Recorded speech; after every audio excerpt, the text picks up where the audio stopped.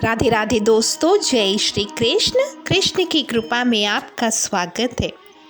भागवत में एक कथा आती है। व्यास जी का एक शिष्य था, उसका नाम था दास। एक दिन व्यास जी से उसने पूछा, महाराज मैं कब मरने वाला हूँ, मेरे मरण का दिन मुझे बता दे। व्यास जी ने कहा, ऐसा नहीं पूछना चाहिए। शरीर क्षण क्षण में मरता है, मृत्यु मस्तक ऊपर है। ऐसा समझ करके पाप छोड़ो, सतत भक्ति करो, मरने का विचार छोड़ो। शरीर क्षण क्षण में मरता है, मैं कब मरूंगा, मरने का दिन बताओ, ये जानने से क्या लाभ होगा। दास ने कहा, लाभ हो या ना हो मुझे जानना है, मुझे बता दे, मरने का दिन मुझे बता दे। बहुत आग्रह करने लगा तो व्यास जी ने कहा, अच्छा चलो यमराज से पूछते हैं। व्यास और दास दोनों यमपुरी गए। यमराज से पूछा है, यह मेरा शिष्य है, इसको जानना है कि यह कब मरेगा, मरने का दिन बता दे।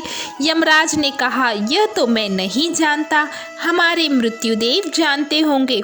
व्यास जी ने कहा, चलो मृत्युदेव के यहाँ चलते हैं, आप साथ में आओ तो हमारा काम जल्दी हो जाएगा। यमराज साथ में है। व्यास, दास और यमराज तीनों मृत्युदेव के यहाँ जाते हैं।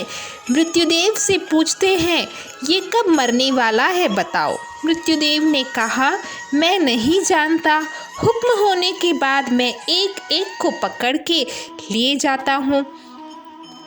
इसके भाग्य में विधाता ने क्या लिखा है मैं नहीं जानता, विधाता जानते हैं।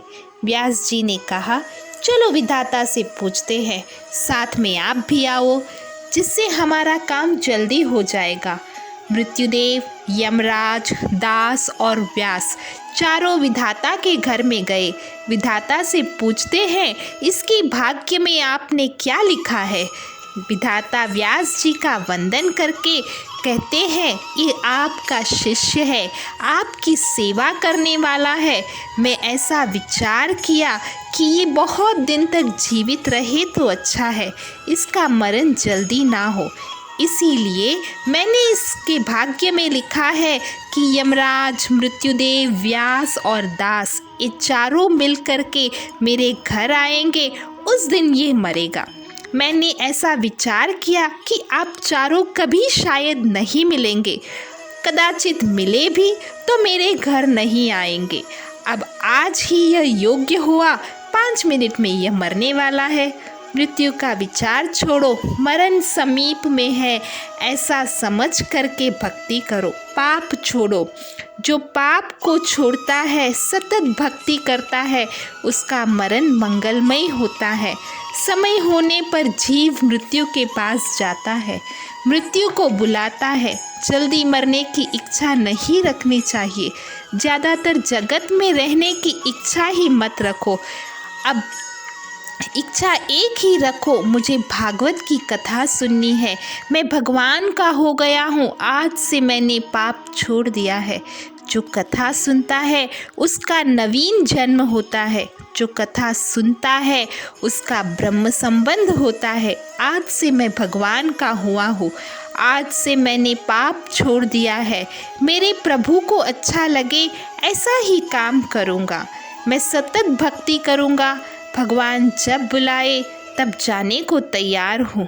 जल्दी मरने की इच्छा रखना नहीं, ज़्यादा जीवित रहने की इच्छा करना नहीं। मेरा मन पाप ना करे, आँख पाप ना करे, मैं सतत भक्ति करूँ। भगवान जब बुलाए तब जाने के लिए तैयार हूँ। उम्मीद करती हूँ ये छोटी सी जानकारी आपको पसंद आई होगी। प्लीज़ लाइक, शेयर और सब्सक्राइब ज़रूर कीजिएगा। राधे राधे, जय